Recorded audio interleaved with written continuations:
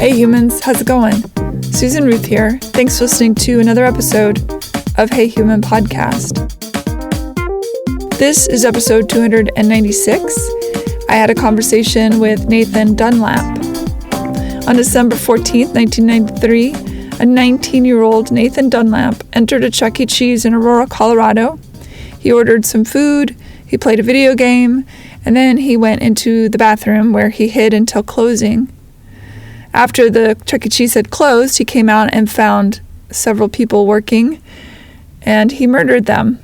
His victims included Sylvia Crowell, 19, Ben Grant, 17, Colleen O'Connor, 17, and store manager Marge Kohlberg, 50. He also found Bobby Stevens, 20, and shot him in the jaw. Bobby survived by playing dead and escaped. Nathan was apprehended and eventually found guilty of 4 counts of first-degree murder, attempted murder, and other charges. He was sentenced to death by lethal injection, and over time his execution date was postponed and eventually commuted to life without parole once Colorado decided that the death penalty was unconstitutional, especially in regards to teenagers. Nathan and I talked over a few days, over several phone calls. The recording, of course, is not going to be as good as possible because it's hard to do through a phone call. You know, they don't have access to Zoom or computers or FaceTime or anything like that. So bear with me on that. I find the conversation really interesting. Nathan talks about who he is now compared to who he was then. We talk about mental illness and drug addiction, victims' rights. There was, as I said, this happened over a couple days because after the first set of interviews that really went on in 20-minute bursts because they're only allowed to use the payphone for a certain amount of time, that there were still a lot of questions I had that weren't answered. And I emailed Nathan through the Colorado State Penitentiary email system, and he agreed to do another follow-up. And I said, look, I've got these other questions for you regarding remorse and families of the victims and things like that I didn't feel were being answered perhaps in the first section of conversations. So there may be moments where we repeat ourselves, and that's why. I personally don't believe in the death penalty. I don't think it is a deterrent. I think it's extraordinarily costly. And I also think that kids who commit violent crimes, that to put them in prison for their entire lifetime is, for me at least, insane. I think that who people are at 19 is not who they will become at 40 or 50 or whatever. And I feel like in some cases it's easy to just decide someone is a monster. And perhaps in some cases, like a Ted Bundy, for example, a monster does lurk right on the surface. I think people are complicated. In order to talk to people who have committed heinous acts, I have to remember that I myself am capable of these acts. I mean, I've never met a person who hasn't said, I wish they were dead, or, you know, have a moment on the freeway where you just want to gun somebody off the road, or, you know, just casual thoughts that are the monsters lurking within, just sort of showing themselves a little bit. And I mean, that's a gross generalization, but it gets to my point that I think it's quite easy for us to look at certain people and say, oh, that person isn't me. They're nothing like me, and therefore I condemn them to whatever thing is, whatever the condemnation is. But the fact of the matter is, they're not that much different. We are animals at best, and sure, we grow up with moralities and religion and ethics and all that kind of stuff, but those are all real slippery, aren't they? A lot of gray in there about what a person justifies in one case and not in another. So that's, for me, why it's so important to have these kinds of conversations. And again, that idea of growth. Ted Bundy being a great example. I don't know that guy had anywhere to go but down. You know, there's a psychopath. And I don't know enough about psychopaths to be able to comment on whether it's a redeemable quality. But we all know there are plenty of sociopaths in power functioning just fine in society. I don't think it's healthy for us as humans to casually disregard something as binary. It doesn't serve anything or anyone. And I think it creates a place where we can't see our own stuff, our own darkness, our own foibles, our own lies, our own truths. I mean, we're so busy pointing fingers at others who are rightfully guilty in many cases, but I don't know, it's like they become I don't know what I'm trying to say. I know how I feel. It's hard to articulate. I think the bottom line is I want to know more about who I am by talking to people who have done things that I think, if under certain circumstance, I could be that person. Does that even make sense? I hope it does. Depending on how I was raised, depending on whether or not I'm on drugs, depending on whether or not I'm mentally ill or have been severely abused or whatever. And I'm not saying any of those things are an excuse, because absolutely not an excuse. Not an excuse. But it does create an understanding, it's like I get it. I get why these people turn out the way they do, or why certain people behave a certain way. Not everyone is in complete control of their being. In fact, many people aren't. So, yeah, I don't know what that ramble is about. I'm just talking out loud here for you as I try and just figure out myself what I think about humans, what we do, why we do it, the pain we're in, the pain we inflict, the purpose of it all. Yeah. I get the eye for an eye ideology, but I don't think that it works. It doesn't solve murdering one person versus another doesn't solve anything. And also something I think about too is the idea of the executioner, how many murders they've committed, sanctioned of course by the government, but death takes its toll no matter which direction you look. I think that the death penalty is disproportionate to people of color. And I mean, there's a whole lot of thoughts I have on the matter, but I really wanted to have a conversation with Nathan. I learned about him through Ellis Armistead, who's a private investigator and somebody I interviewed on this show.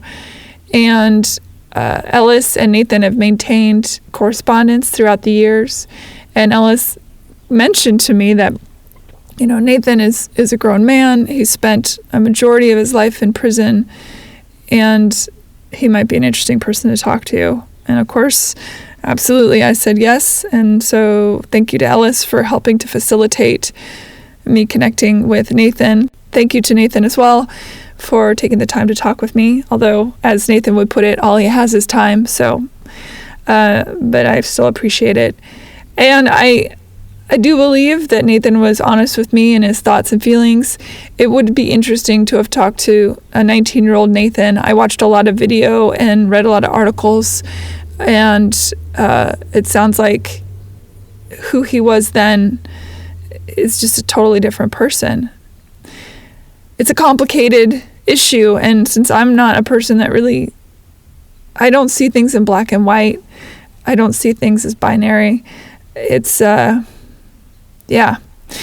it's intriguing to me to have these kinds of conversations, and I hope that you find them intriguing as well. And I don't know what else to say about that. I'm sure this episode might cause a stir for some people. There were obviously several lives lost tragically, and lives altered forever. And for the families of the victims, it's just incomprehensible how they try to go on with their lives knowing that their loved ones are no longer around. Okay, well, that's heavy, yeah? So let's get into the other stuff, the usual suspects of the show, which seem, it's hard to pivot and not feel gross a little bit, but pivot I must. Hey Human Podcast can be found on social media under Instagram and Facebook. My personal social media, Susan Ruthism, Twitter, Facebook, Instagram. You can email me, susan@heyhumanpodcast.com. I will do my best to answer every single email in a timely fashion. I would love to hear from you. Whether this episode, for example, pisses you off or you found it interesting or whatever, I'd love to hear your thoughts. Rate and review Hey Human on iTunes or wherever you get your podcasts. Please subscribe. That's important too.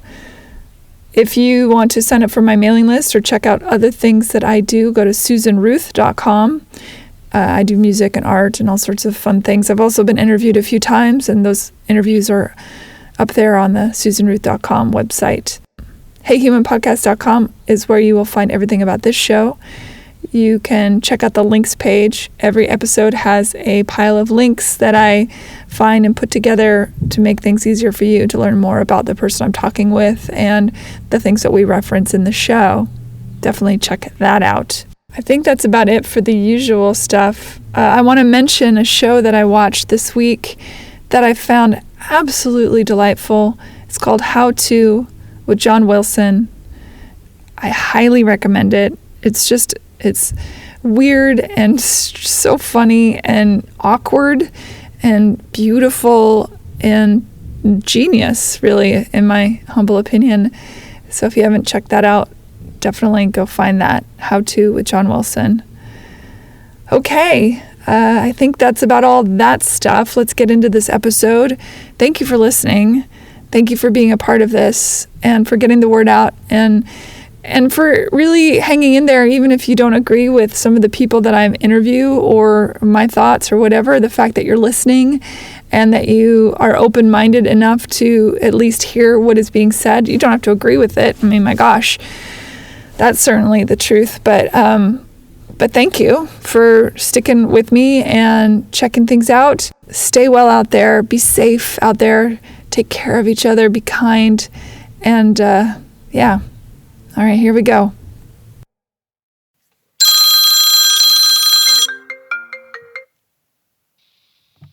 Global Tel Link has a collect call for you. Except for approved attorney calls, this call may be monitored or recorded. Global Tel Link prepaid call from Nathan Dunlap. an inmate at a Colorado correctional facility. To accept this call, press 5 now. To decline this call, thank you for using Global Tel Link. Hello? Did I call a little too early, or are you good? It was a couple minutes early, but you know what? It's fine. I appreciate you calling. Thank you. Yeah, no problem. Are you ready to begin? Yeah. Nathan Dunlap, welcome to Hey Human. And you're in Colorado, correct? Yeah, I'm in Colorado, the Colorado State Penitentiary. How long have you been there? Oh, gosh. Let's see. I first arrived in May 1996. I left in, sometime, I can't remember exactly when, but I left sometime in 2011. I went to Sterling Correctional Facility, which is still in Colorado. And I returned to CSP in, September, October of 2015, I think it was. And I've been here since. The whole of your life, really. I think I've spent more time in prison than I have on the streets. So let's go back. I usually start these conversations with childhood. Tell me about your upbringing. Okay. Well, let's see. I was born in Waukegan, Illinois, but my really earliest memories are living in Memphis, Tennessee. That's my earliest memories. My mom's husband worked for Federal Express, so he actually used to be a teacher. He started off as a teacher, but then he worked for Federal Express. When he got a job at Federal Express, we got transferred a lot, so we wanted to move from Tennessee to Michigan. I lived in Michigan for, I think, about a year and a half, 2 years, and then I moved out here to Colorado during the summer, right before my 5th grade school year. Colorado since 5th grade, yeah. Were they good parents, bad parents? Like, did you get along with them? There's no such thing as a perfect parent. All parents make mistakes. And then it's like, you hear what you hear about other people's parents, and you're like, oh, those parents are real lenient, or those parents are real bad and stuff like that. And I've listened to other people's conversations talk about their parents and stuff. I've heard people with parents who are worse than mine, and I've heard people with parents who I could argue are better than mine. But at the same time, it's like, even though those parents may be better than mine, were they the type of parents that I needed? Could they have raised me and my siblings? For me, let's see. My mom was as good as a parent as I think she could be. I have no complaint. Like I said, she made mistakes, but overall, I have no complaints. As far as her husband goes, he was good up until a point, and then he became abusive towards me. And then, of course, I learned some other stuff about him that just turned me away from him, period. It's just unacceptable for me, so. Like what? For me, I learned that he sexually abused my sister. Oh, yeah. And so that's just a no-no for me, so. Yeah, I mean, that would definitely, for sure. Yeah. Did your mom stay married to him? Yeah. Long story short, let's see. When my mom didn't find out about the abuse he did on me and my sister until, I was, I think, 17 years old or something like that. And she, I guess you could say they separated at that point in time. And then I caught my case. And when I caught my case, I actually told her, go back to him. So they were together until they died, or until he died, or whatever. He died first, and then she died a year later. Why did you tell her to go back to him? Because in my opinion, she didn't have anybody to take care of her. She was alone. Once I got arrested, it was like, who was going to take care of her when she got older? And I didn't want her to be alone. Yeah, my sister was already living on her own. My brother was about to go off to college and everything. And then I was going through my case. I'd been arrested, so I was going through my case. And I just didn't want her to be alone. And he loved her and everything like that. And she's a parent. I think when you're a parent, your marriage comes second and your children come first in some cases. And, I think she left him, not necessarily because I could be wrong, but I don't think she left him because she didn't love him anymore, or because, he had mistreated her or anything like that. She left him because he had mistreated her children. And so, we were out the picture, and I was okay with it, plain and simple. I was okay with it, and, she went back to him. Do your siblings come to visit you in prison? My brother, I think he came to visit me a couple times when I was in the county, and then I've seen him once since I've been incarcerated because he wound up going to college and moving out of state. My sister, she used to visit me a lot when I was in the county, and then after my case was over, then when she moved out of state, and she's visited me once since I've been in DOC. And yeah, that's it for that. Do the people that you're incarcerated with then, did they become more family over time? Oh, no. No. I would never, like I said, I would never, but I probably developed close friendships with maybe 2 or 3 guys since I've been incarcerated, but I would never consider any of these guys with the exception of maybe the 3 guys who I befriended, nobody else hasn't come close to being what I would consider family or secondary family or whatever like that. Sure. I read that your mom had dealt with a lot of mental illness issues. So for me, for the longest of times, I did not believe in mental illness. As a matter of fact, prior to 1997, I didn't think there was anything such thing as mental illness. I thought, the only mental illness that I believed in, so to speak, was schizophrenia. That was the only thing I kind of believed in. And when I say I believe in schizophrenia, that's not to imply that I actually knew what schizophrenia was. But that's the closest thing that, I believe as far as mental illness. I thought anything outside of that, I didn't believe in. I didn't believe in depression. If you're depressed, well then, go eat some ice cream and get happy. That's how I felt. You had control. You had control over it. So that's how I felt about mental illness up to 1997. I witnessed my mom get hospitalized two or three different occasions when I was growing up. She behaved differently. She acted weird. She has bipolar disorder. So when I was younger, I can remember she was depressed. You're crying. It didn't make sense to me. And so even back then, I started having this resentment of, get out of it. Make yourself happy. You have control over it.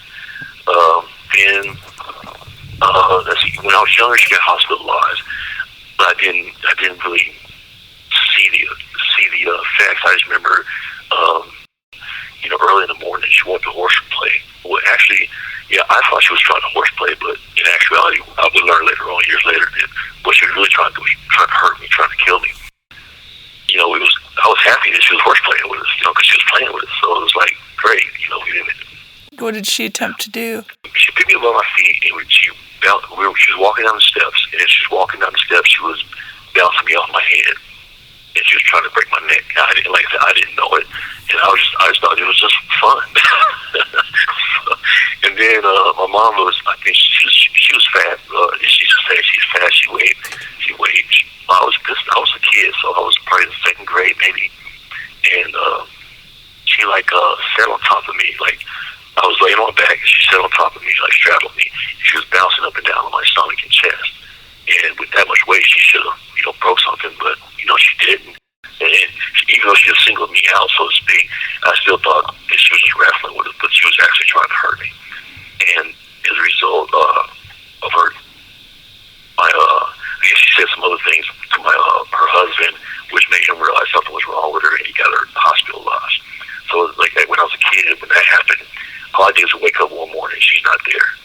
She'd been in the hospital, and it was told that she had a nervous breakdown later on. And I didn't understand any of this stuff. I was a kid, so when I look at it, if something's wrong with you, I'm looking for something physical. I didn't understand mental. I didn't see nothing wrong with you, so why are you moving slow? Why is this, that, and the other? So that's just where my head was at when it comes to mental illness. And she was singling you out above your siblings. Right, it was she was seeing, she was playing with all of us, but she was directing more of her stuff towards me. I watched my mom look me dead in the eye and swear up and down that this picture of this white baby was me.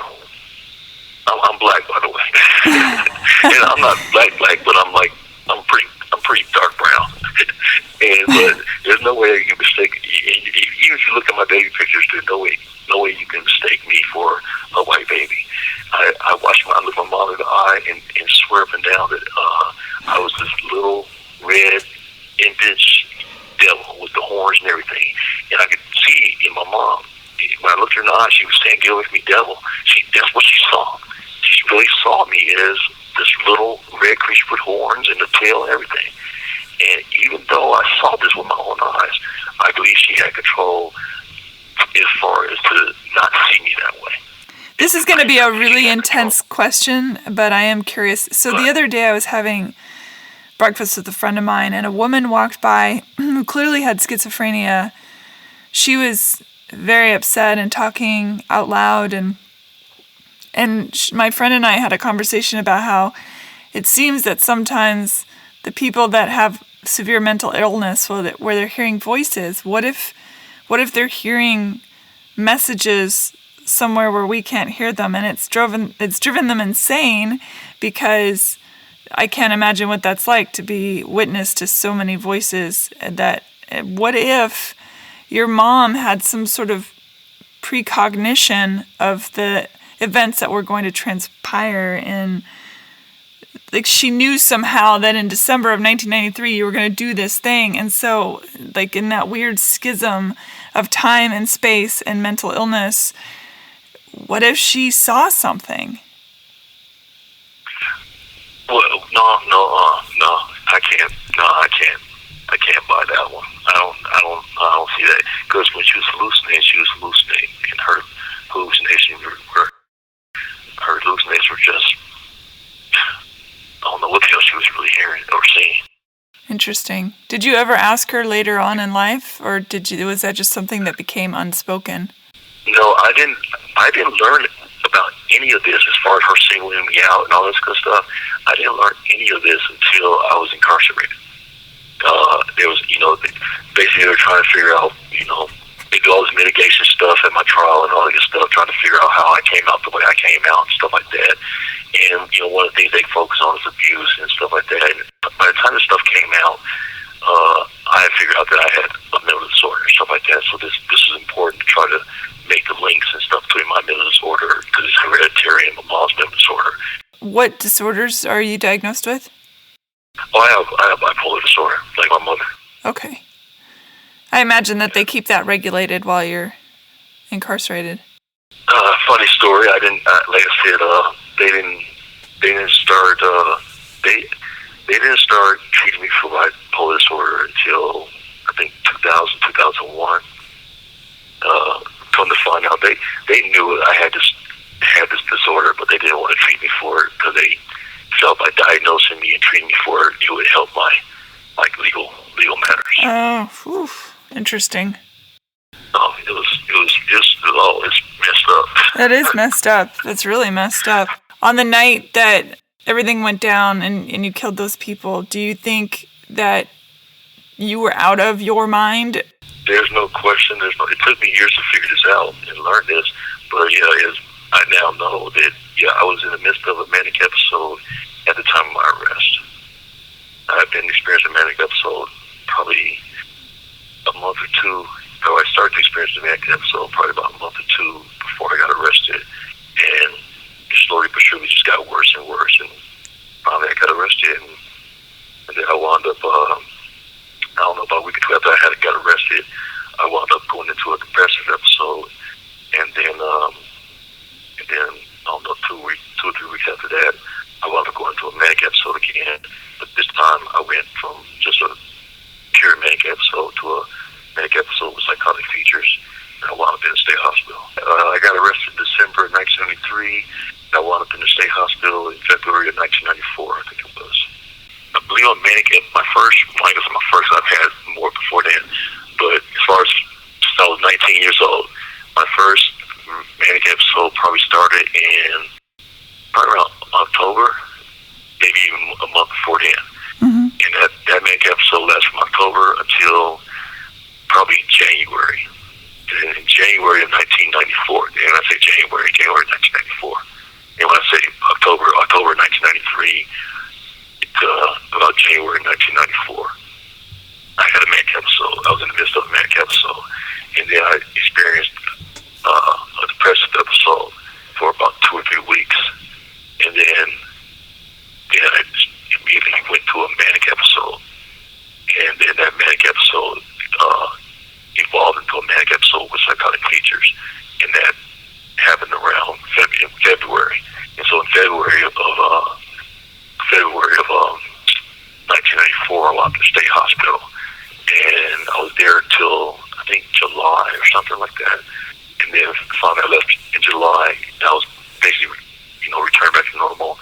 And then in, October 1997, I had another manic episode with psychotic features, and that one lasted, 3 or 4 months or something like that. And nobody around you recognized this to try and get you help? Well, the thing, my mom, it turns, again, we found this later on down the road, but my mom suspected or knew that I was manic when I was on the streets prior to my arrest.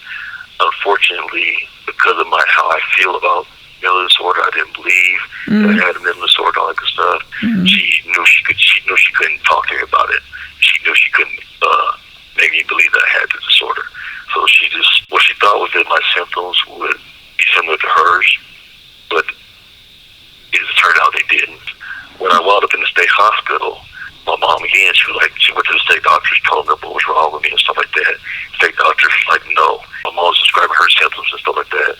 In the end, it was discovered, that they knew what was wrong with me. They knew what was wrong with me. They just didn't want to diagnose me because it would help my case.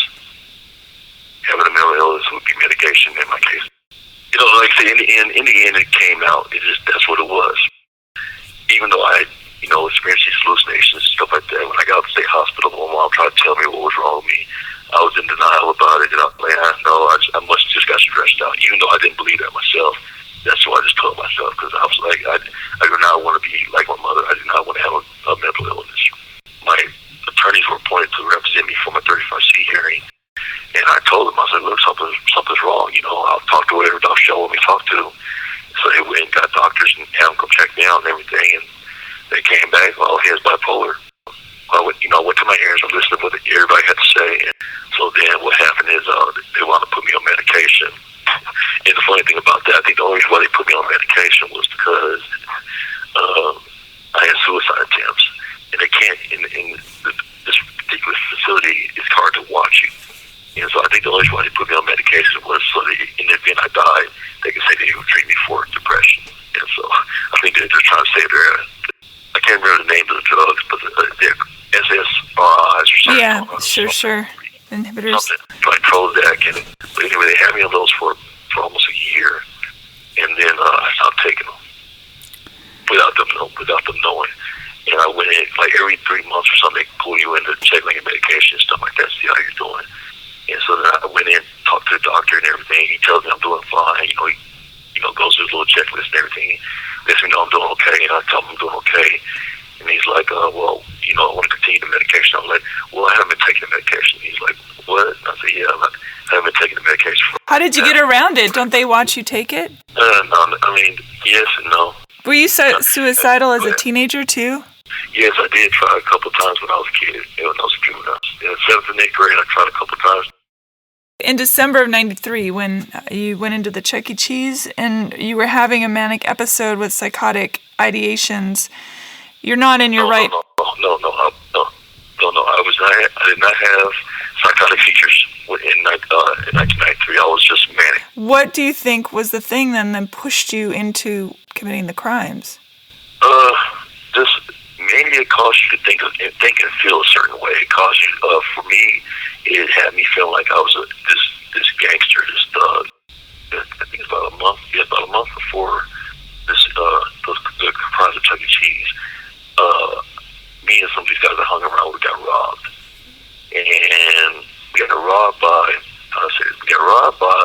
the homeboys of the guys I was hanging around with, friend. And I learned that their friend had lied about something, and he was not trying to help us get our stuff back from his homies or whatever. It was my intention to go cause this guy's death. Somehow I got in my head that if I shot their homeboys, and I was going to need to shoot them too, my homies too, if they got upset with what I was doing. And so somehow I got in my head that I need to test myself. I need to go shoot somebody else to see if I had the heart or whatever to shoot my own homeboys. So that's how what Chuck E. Cheese evolved. That's how it came about. It was more of us. If I can do Chuck E. Cheese, and I can go shoot my homeboys if necessary. Now that you are medicated the way you are and regulated the way you are and all that kind of stuff, have you attempted to, or I don't know what the rules are, or if you would even do that, but to reach out to the families of the people you killed? It's no, because the way that works or whatever is the victims' family members have to be wanting to talk to you. They have to initiate the contact. Would you want them to? Yes, I would love to talk to them. I would love to talk to them because the story that they have is just incorrect. When I say I would love to talk to them, it's more in the sense of I would like to explain to them what really happened. Maybe it would help them. Maybe I want to explain to them what really happened and why. I think me personally, I think it would help them heal and stuff like that. But who am I? That maybe they just don't want to do that. I can't force myself or force my opinions and beliefs on somebody else. But for me, I'm open to talking to anybody. Best. Cause I don't. What I did to him was messed up. It was messed up, and I don't know. Everybody's different. Everybody's just some people. They want like to know what happened and why and all that good stuff. But and some people don't. They just want to just go down. So. How have you come to terms with everything? How do you deal with the fact that you took 4 lives and hurt somebody? Well, one, it was when I found out I had bipolar and the connection it had to what I had done. It was like a relief for me. For me, it was like, okay, I'm not this monster. Because at first for a while I was running around thinking I was this monster, and I had conflicting feelings. But I was like convincing myself that okay, I must be this monster. I must have this evil in me that comes out every now and again that I can somehow control or can't control or whatever. Now I know why I did what I did. I understand it, and so that's like the first step for me. Be honest, I really don't know if I have dealt with it. I just try not to think about it. I just try not to think about it because I think maybe when I actually think about what I've done, it's gonna really hurt. And I think mentally I'm trying to avoid thinking about it and block it out and stuff like that. You don't think that thinking about it and talking about it will bring a healing in a way? I mean, obviously you can't bring back the people. Yeah. Well, no, because I'm not dealing with it in an emotional sense. I'm not dealing with it. I don't know how to explain that. But it still lives in you. It's still in you. Yeah, no, I agree with you on that. But it's one of those. I guess I got a good barrier right now, and maybe one day that barrier's going to break, and then I've had this conversation with my mom and a few of my friends and stuff like that, and at this right now, it's just I'm not ready to deal with it, and so I just don't talk about it, I just don't deal with it. I'm not trying to, because I think part of it has to do with the fact that where I'm at, I'm not in a place where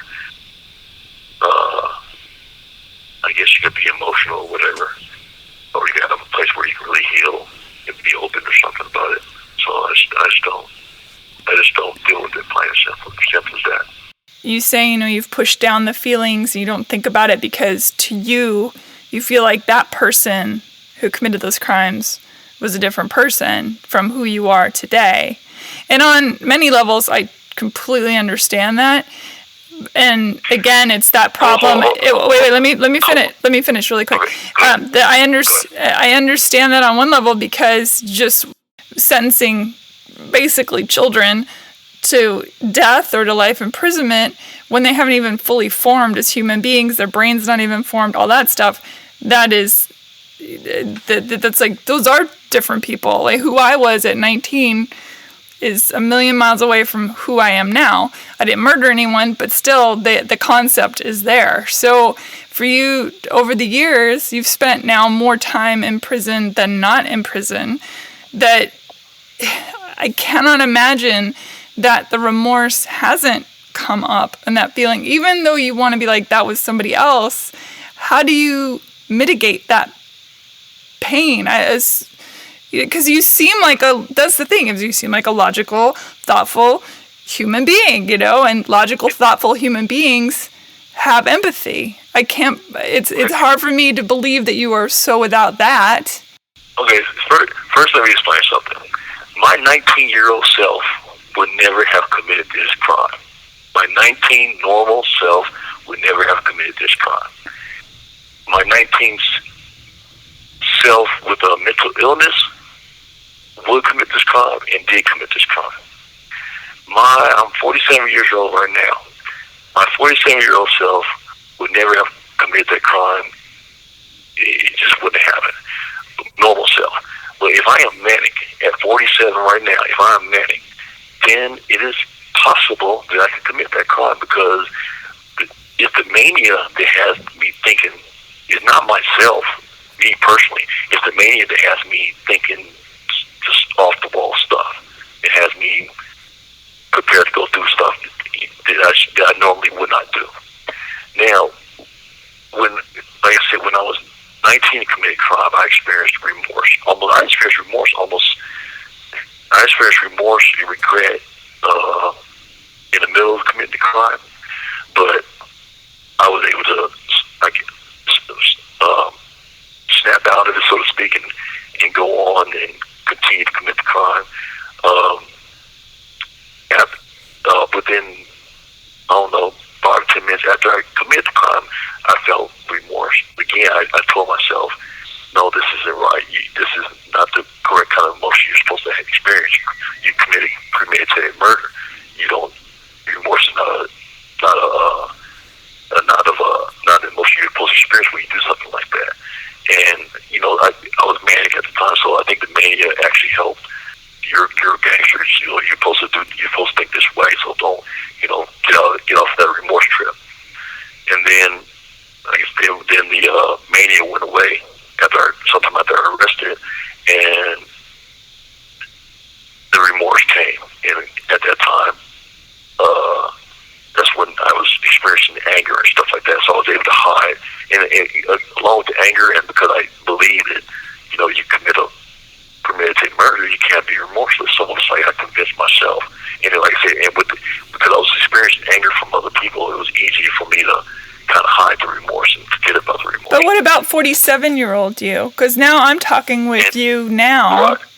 What does that person feel? Throughout time, leading up to 47, is I would experience remorse every now and again.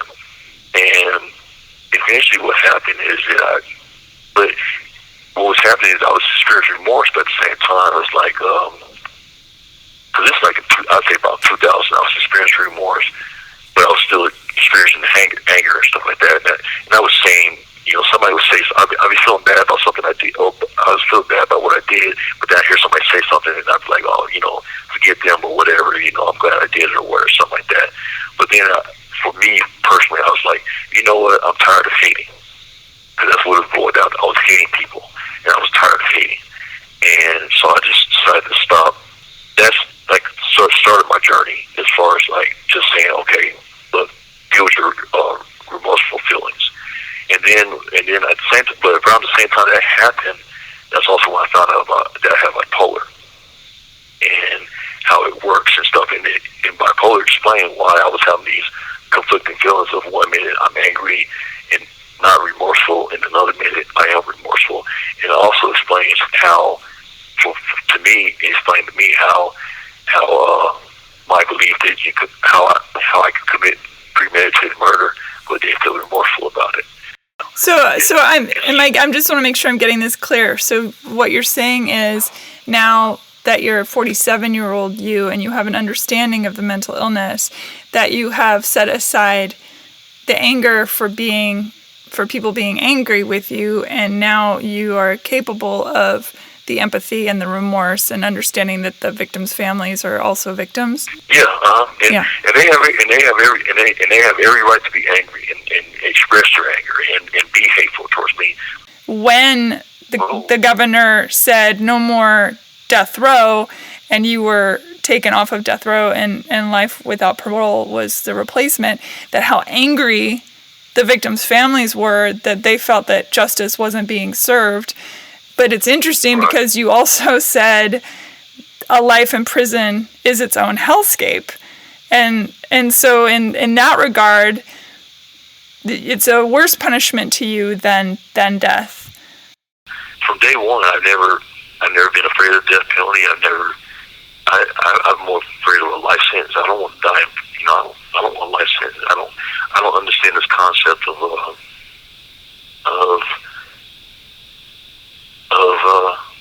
doing a life sentence. I don't understand it. I just don't understand it. It's just something I don't get it.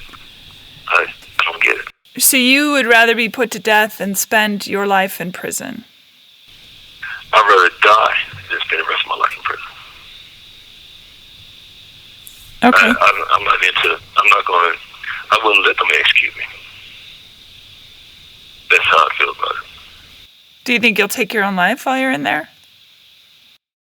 I have no idea.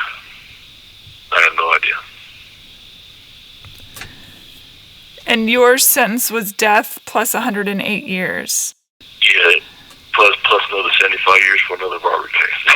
For a robbery case? Yeah, they manufactured a robbery conviction for me so they can use that to enhance my sentence to give me the death penalty. And I got arrested for the Chuck E. Cheese case. And then about a year after my arrest, they charged me in connection with a robbery case in some other place. And for the purpose that they want to use that robbery case as an aggravating factor. Had you committed that crime? No, I did not. Did you admit your guilt for the Chuck E. Cheese murders? No. I had not admitted my guilt for Chuck E. Cheese. How come? Because I was trying to go home. Even though you knew you had done it. Yeah, correct. If you could go back in time, at what age would you go back? Because I know, I'm imagining that you're with your right mind now, and you would say, I'd go back and tell the 19-year-old not to walk into that Chuck E. Cheese. If you were to go back, where do you think the first place you would go to talk to yourself? For me, truthfully, I would actually have to go back. I think I would actually, if I had to go back in time, because I couldn't go back in 50. The issue is I didn't believe I was mentally ill, so I would have to go back to right before. Not right before, not right immediately before, but I had to go back to probably a month or two before the Chuck E. Cheese, the crimes of Chuck E. Cheese. Because there was a moment like in November where I found myself saying to myself, Nathan, what are you doing? You're doing what you say you would never do when I did my juvenile stuff. Because it turns out I was manic when I was juvenile. It was the same kind of thinking and everything. And so, I returned to normal and everything like that. And I was like, I'll never do this again. This is the way I want to go and stuff like that. And so, being up Chuck E. Cheese, I started doing some of that same behavior. And I found myself asking myself, Nathan, what are you doing? You're doing the stuff you say you never do. And if I come back at that moment and say, hey, the reason why you're doing the stuff you're doing is because of this, you have bipolar, and this is what's going on. I think I would have listened. I would have listened. I think I would have listened. And actually got help. And that's big for me is had I gotten help, it's not like it. And when I say gotten help, it wasn't that somebody had offered or hadn't. It wasn't that somebody hadn't offered me help. It was just that had I, me personally, made the say, okay, something's wrong, I need to get help. Had I made that choice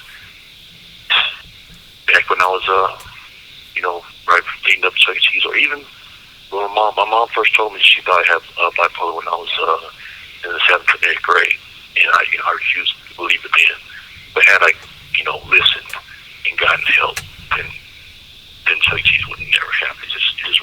Chuck E. Cheese would never happen. And if I gotten help early enough, then even the robberies I committed as a juvenile would never have happened. Do you believe in the death penalty yourself? I know that's a really weird question to ask somebody that's, in prison and had received the death penalty, but I am curious. Yeah. Yes and no. And let me say, my natural instinct is if you do something to me or one of mine, I want to do something to you. That's my gut reaction. That's just how I am. And so if you kill one of mine or rape one of mine or do something, my gut reaction is to want to go do something to you, including kill you or whatever. So, being that that's my gut reaction, if my gut feeling is to go out and murder somebody for murdering one of mine, then the law-abiding citizen should have that same avenue. So, the idea of having the death penalty is, I guess, okay with me. But the way they're going about doing it and people's attitude about it is off. Because I know for a fact that me wanting to get revenge and stuff like that, I know it's wrong. It is wrong, plain and simple. So even though it's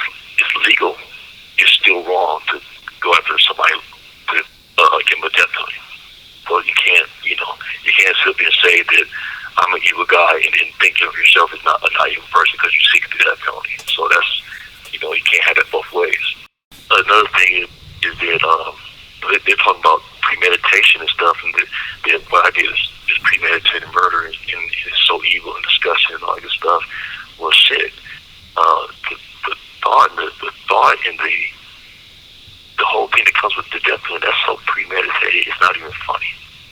And that's to me, that's even more sick than what anybody else can do as far as premeditated murder goes. Another thing is the process in which they seek the death penalty is flawed. So for that reason, right there, it's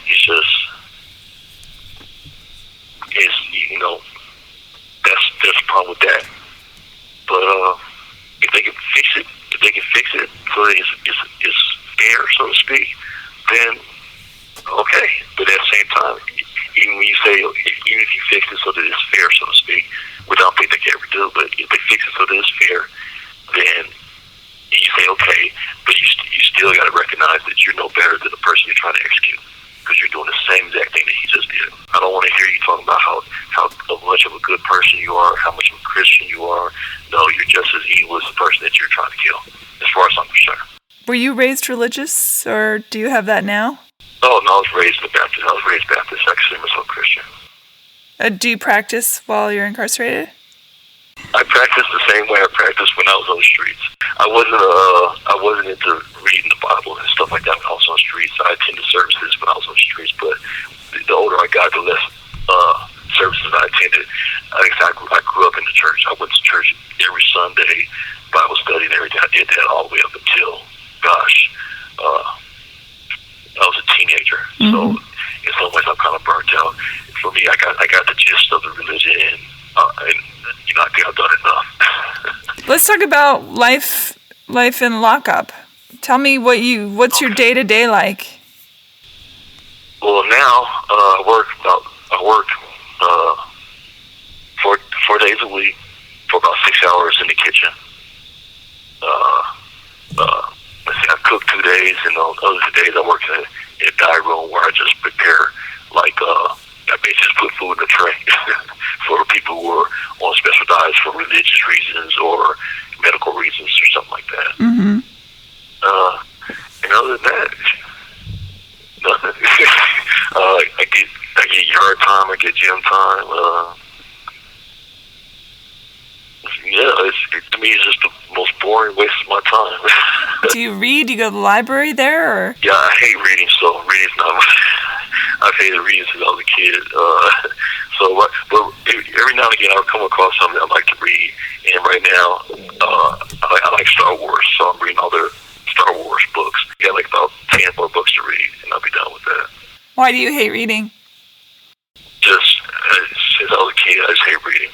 I know how to read and everything like that. It's just not something I like doing. Even though I know I should do it because I know it's educational and it's a good way to learn things, but I just don't like doing it. I know that you're not getting out. We know this, but if you were to get out tomorrow, what would be the first thing you would do? Just go visit family and friends. Just go visit family and friends, hang out with family and friends, and after that, go find a job. Find something that's going to be productive and try to make up for, do something that's going to try to make up for what I did. Do you mean like volunteering or? No, just try to work with within the system, try to, restorative justice, try to do something within that kind of area right there. So you said that you don't really know a whole lot of you kind of keep to yourself. You have a couple of close friends. I would not call an incarcerated person a close friend, but they're the closest. I mean, I've got a few guys that I'm kind of close to. But why would you not say that they are?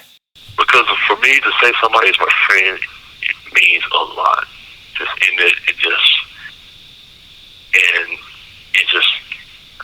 It just means a lot. I don't know how to explain it to you. It's one of those things where if you're my friend, you understand what it means to be my friend. Mm-hmm. And right now, I just can't. This is a penitentiary. I just haven't established that kind of a relationship with anybody incarcerated yet, where I would say that they're my friend. Do you get along with the guards? They're here. Yeah. As long as they don't bother me, I'm cool. I'm fine. I'm not a, a hate person or whatever. Just, this is to me, this is life in the sense of, there are people on the streets you got to deal with. So it's the same thing here. I got to deal with people. So I wasn't at my door talking to everybody. So I'm a very asocial person. So I'm okay with being alone. Some people need company, some people don't. I don't need company. Well, that's probably kept you sane in prison, I'm assuming, especially in isolation. I think that's one of the reasons why I was able to be okay. Do you remember the moment that you got sentenced? The biggest thing that sticks out of my sentencing, it was what it was. What had me going was that the district attorney was basically talking shit, in my opinion. He was just he said I malingered my stay at the hospital, and that was just ridiculous. And that's what just started everything from there. He to me, he's talking shit. He was like, "Oh, you're malingered." I'm like, "Okay, yeah, right." Unfortunately, the victims' families were there, and unfortunately, people. Plain and simple, I was responding to what was being presented to me, and he was talking trash to me, so I went right back out. To me, it seemed like he was trying to say things that were trying to be hurtful to me. And the fact of the matter is, you can't talk trash to me and try to hurt my feelings and stuff, because I can always hurt your feelings back. And unfortunately, I do have the.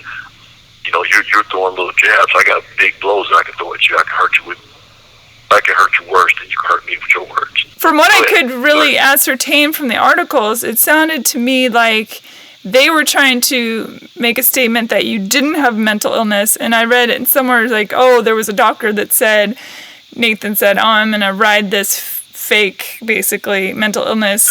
And I thought, well, that's really interesting, because it's pretty clear that mentally you were not of your right mind in the moment, even though there was, I think even through our conversations, some premeditation, and that you said, you were kind of acting out about what you would do to your rivals and things.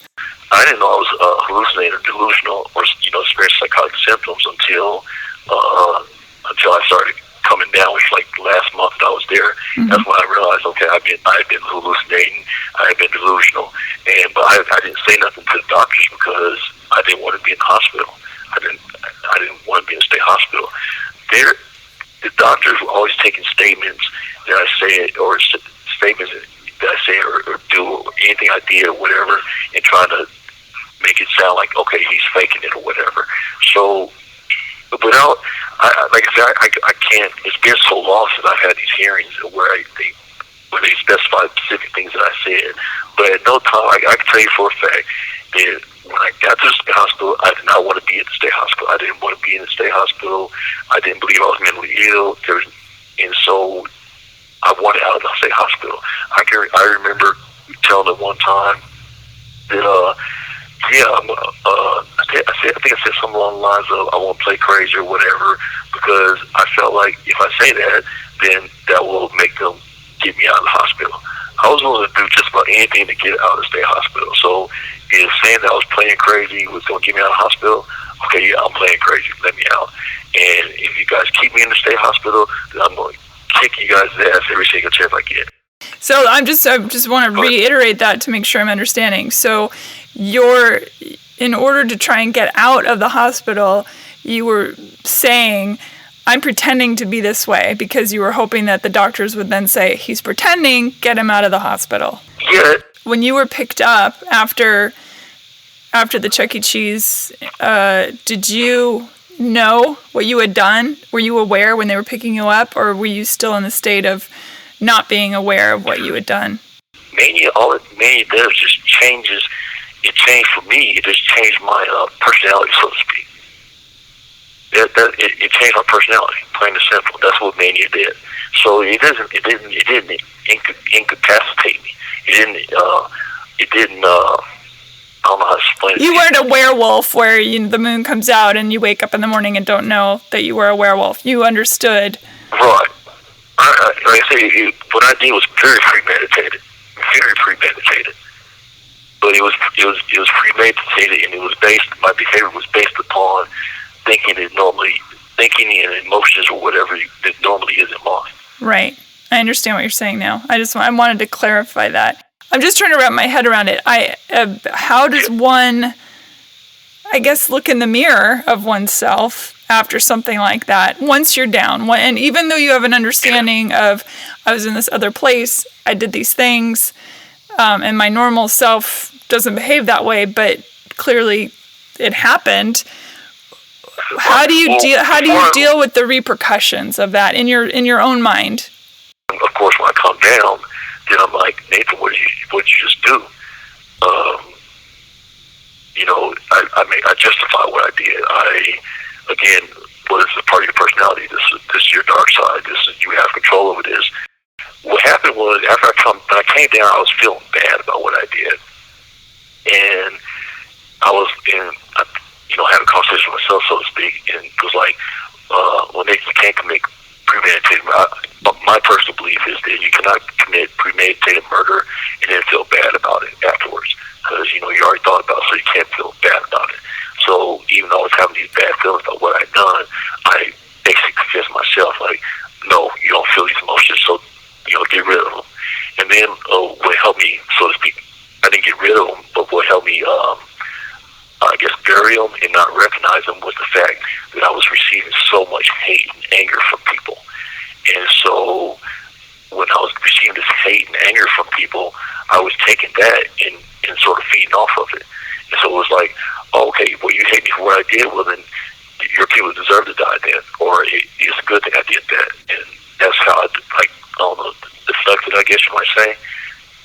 And I didn't, because I was feeling all this hate and anger, and I was in turn getting angry and everything like that, I never got a chance to deal with the remorse. Basically, it was covered up. That must be the press that talks about, oh, he was mocking the families because you were in a state of denial of your emotions, of the remorse. If I'm understanding you correctly. So somebody, like if I was the victim's family or anybody in the John Q. public, to hear somebody say, oh, well, they deserve to die, I think that would probably constitute mocking behavior. Well, I don't know what article you read, but it's been so long since my hearings and stuff. But no, I've never mocked any of the victims' families. I know I went off, and when I got sentenced, I know I went off in the courtroom about that. But that wasn't, I've never mocked the victims' families, nothing like that. I know that people probably interpreted my actions and stuff, in the wrong way, but no, I've never, ever mocked the victims' families. Within the walls of the prison, what would you like to see changed? Oh, gosh. What do you mean, like living conditions and stuff?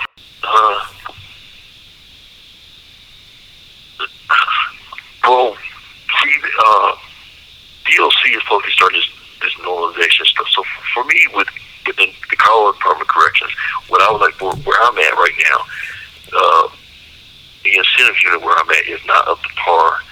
Their living conditions are not up to par with the living conditions of general populations or other incentive units in other facilities. So for me, what I would like to see change is get us up to par. Get us up to par with the rest of what's going on in other facilities. So that's what I would like to see. I mean, gosh, see, that's a real hard question to answer because this is prison. Yeah, I get that. Shit, I love my freedom, I want to go home, night passes or something, But I have to be reasonable. This is prison, so there are certain liberties and stuff that are going to be taken, certain restrictions that are going to be taken, So that's just kind of a hard question to. I know you want to go home, but this is like a tough question, but do you think you deserve to go home? Do I deserve to go home? I can't say I deserve to go home. Because the laws are the laws. I think there's something wrong with the laws, though. I was 19 years old at the time of my crime. And then on top of that, I was in the midst of a mental episode. I was mentally ill. I committed a crime that I wouldn't have done had I not been having a mental breakdown, so to speak. I'm not, prisons, or getting sent to prison is not supposed to be for punishment. It's supposed to be for rehabilitation, all that good stuff. So why not give me a chance to work my way out? And this isn't just for me. This is for other people too. I mean, like, I'm sure you heard about the juvenile bills and all that stuff. That Colorado used to sentence juveniles to life without parole. Yeah, I know. Yeah. Yeah, they changed it now. They're giving them opportunity. They recognize that, one, their brains aren't developed whenever it's developed as adults, so they should be treated like adults. And, give them a chance to, they're giving them a chance to get better. To get out. Yeah. Yeah. And, like, there's this guy here. He's in the military. And he was a part of this one unit that was just really out there just doing their job, doing what they were trained to do. And plain and simple, he gets back here to the United States, and they don't treat him. They don't, here's a veteran, and they don't retrain him to work within, you know what I'm saying? They don't yes, skills to survive. It's a major problem. Yeah. And now he goes out and commits a crime, and now he got this big sentence, and it's like, where's the justice in that? Here's the guy that served our country, was trained to kill, was trained to do all these things, and you bring him back here and just throw him in the mix. So it isn't just it isn't just for me. I think they need this whole locking people up for the rest of their lives without giving them a chance to get rehabilitated, giving them a chance to prove that they can actually go back into society and do something with themselves. I think it's just totally messed up. And as far as my situation goes, yeah, I think I deserve a chance. I wasn't a bad guy. Like I say, I wasn't a bad guy at all. I was doing a lot of the right things. And it's just when you do that mental illness in there, and it's undiagnosed mental illness, it just messed everything up. Not only for me, but for lots of people's lives. I had somebody on the show who was bipolar, and he said that when he would go into his manic episodes, that he would end up in other states and had no idea even how he got there. And he thought he was a spy, and that he had this mission to complete. And he would travel from state to state. He had no recognition of getting there or anything like that. That's how far away he became from his brain. No, it's like I said, it's I don't know. Were you a drug user back then? A drug user? No, I can't say I was a drug user. I was a teenager, so I tried drinking alcohol. Sure. And I did smoke some weed, but I didn't like taste the alcohol, so I didn't get involved in that. Like I said, I went to the parties, I drank it, and like I said, I smoked some weed, but not enough to say that I was a spothead or, I mean, in fact, it matters a lot. There was a lot of people who were like, we didn't know you drank and we didn't know you smoked. I mean, and as a matter of fact, most of my friends, they were like, they wanted me to come join them at the party because I would be the designated driver. Because I didn't have that kind of a problem, so. Well, I really appreciate you talking with me, Nathan. The thing that I think is so fascinating is I feel like so many people have this idea in their head, oh, well, this person was capable of murdering 4 people and therefore they're a monster. And my argument is always, I think any of us are capable of doing anything. It's just a question of whether or not, we do, or whether the circumstance, how we're raised, what we're around, did we get abused, do we have mental illness, do we have drug issues? There's like so many factors. And you brought up such a good point about the military guy who was trained to be a killer, which is sanctioned and made okay, and then brought back and put into a society, but not deprogrammed. There is a brainwashing that has to go on in order to create a killer, because it's not necessarily, we're raised like, don't kill, don't do these things, don't, be bad. But we all have that in us. The killer is in us already. It's just a matter of, control what's going to bring it out. I think about this stuff all the time. I'm so fascinated by it. Since I had a job when I was 13 years old, and because I was doing like a little neighborhood, doing like watering lawns, mowing lawns and stuff like that, and because of that, I wound up getting a job when I was 14, and I started working at Burger King. So I was doing the legal things. I was doing the right things. I'm not stupid. I was on my, I was going to be a aeronautical engineer, so I was into computers. I wanted to do the right thing. I had the ability to do the right thing. I was doing the right thing. It's just that for whatever reason, whenever this mania flared up, it just did different things to me. Well, Nathan, thank you so much for being on the show. I really appreciate your time. I know that it's hard to navigate and all that, so thank you for making time for me. No problem. No problem at all. If you need anything, just let me know. Thanks, Nathan. Take care. Bye-bye. Bye. Rate, review, and subscribe to Hey Human on iTunes or wherever you get your podcast. Thanks. Bye.